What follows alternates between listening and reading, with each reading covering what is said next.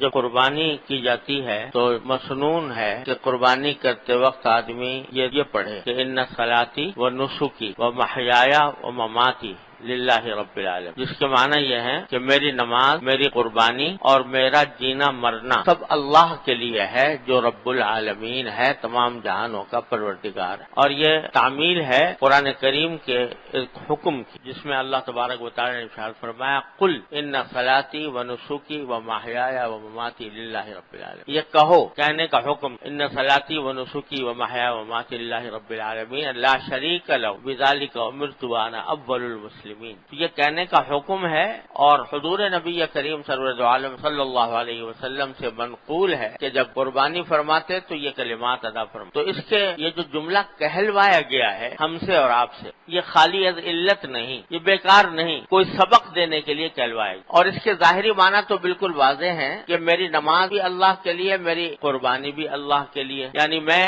یہ عبادتیں خالص اللہ تبارک و تعالیٰ کی رضا جوئی کے لیے کر رہا ہوں، کوئی اور دنیاوی مقصد نہیں ہے، ریاکاری مقصود نہیں، نام و نمود مقصود نہیں، اللہ ہی کے لیے کر رہا ہوں۔ تو یہ تو تقریباً ہر مسلمان جانتا ہے کہ بھئی عبادت وہی اللہ تعالیٰ کے ہاں قابل قبول ہوتی ہے جو اللہ کے لیے کی جائے، اللہ تعالیٰ کی خوشنودی کے لیے۔ دکھاوے کے لیے کرے گا آدمی تو اس کے اللہ تعالیٰ کے ہاں ایک حبہ برابر بھی کوئی قیمت نہیں، بلکہ الٹا نقصان۔ ریاکاری بہت بڑا سخت گناہ ہے، تو ایسی چیزیں ریاکاری کے جو اچھے خاصے عمل کو بھی نہ صرف اکارت کر دیتی ہے بلکہ گناہ بنا دیتی ہے۔ اور ایک حدیث میں تو یہاں تک منقول ہے کہ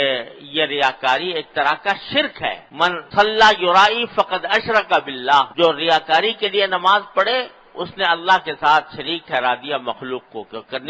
کرنا تو کام اللہ کے لیے، مخلوق کے لیے کرنا۔ ومن صام یرائی فقد اشرک باللہ، جو ریاکاری کے لیے روزہ رکھے وہ اس نے اللہ تعالیٰ کے ساتھ کسی کو شریک کر دیا۔ تو یہ بات تو ہر مسلمان جانتا ہے، اللہ تعالیٰ اس پر عمل کی بھی توفیق عطا فرمائے، ریاکاری سے بچائے، اخلاص پیدا فرما دے۔ لیکن آگے اللہ تعالیٰ نے دو لفظ اور بڑھا دیے عبادتوں کے ساتھ۔ نماز ریاکاری کے لیے نہ ہو، اللہ کے لیے سمجھ میں آ گیا، قربانی اللہ کے لیے ہو، ریاکاری کے لیے نہ ہو، سمجھ میں آ گیا۔ لیکن آگے فرمایا وہ محیایا و مماتی، میرا جینا بھی اور میرا مرنا بھی اللہ کے لیے ہے جو رب العالمین ہے۔ یہ کیا کہہ دیا کہ جینا اور مرنا اللہ کے لیے، عبادت اللہ کے لیے ہے ٹھیک، قربانی اللہ کے لیے ہے ٹھیک، نماز روزہ اللہ کے لیے ہے ٹھیک، جینا اللہ کے لیے کیسے ہوتا ہے اور مرنا اللہ کے لیے کیسے ہوتا ہے؟ یہی سبق دینا مقصود ہے در حقیقت کہ ایک مومن کی پوری زندگی حقیقت میں وہ اللہ کے لیے ہونی چاہیے۔ اور اللہ کے لیے زندگی ہونے کے دو مطلب ہیں۔ ایک مطلب تو یہ ہے کہ بات صرف اس یہاں ختم نہیں ہوتی کہ تم نے جانور کے گلے پر چھری پھیر دی اور قربانی ہو گئی، ثواب بھی مل گیا قربانی کا اگر تم نے اخلاص کے ساتھ کی تھی، گوشت کا مزہ بھی تم نے اڑا لیا، دعوتیں بھی کر لی، لیکن اللہ تعالیٰ نے اس کا اجر و ثواب بھی تمہیں عطا فرما دیا۔ یہ تو ہے، لیکن آگے جو سبق دیا جا رہا ہے وہ یہ کہ یہ قربانی جو ہم نے تم سے کروائی ہے یہ در حقیقت ایک مظاہرہ ہے اور ایک نمونہ ہے اس قربانی کا جو ہم نے تم سے مطلوب ہے۔ وہ کیا ہے کہ جب زندگی گزارو، زندگی کے معرکے میں داخل ہو اور زندگی کے اندر بے شمار مطالبات، تقاضے، خواہشات، جذبات تمہارے دل میں پیدا ہوں تو وہاں پر بھی اسی طرح قربانی کرو جس طرح تم نے جانور کی قربانی کی کہ ہمارا حکم تھا قربان کرنے کا، تم نے جانور کو قربان کر دیا ہمارے حکم کی اطاعت میں، اس کی تابعداری میں۔ تو اب آگے جب زندگی گزار رہے ہو تو اس زندگی کے دوران بہت سے تقاضے پیدا ہوں گے، دل بہت سی چیزوں کو چاہے گا لیکن وہ ہم نے منع کر رکھی ہیں۔ تو اس موقع پر اپنی ان خواہشات کو کچل کر ان کے گلے پر چھری پھیرو اور ان کی قربانی کرو، اس لیے کہ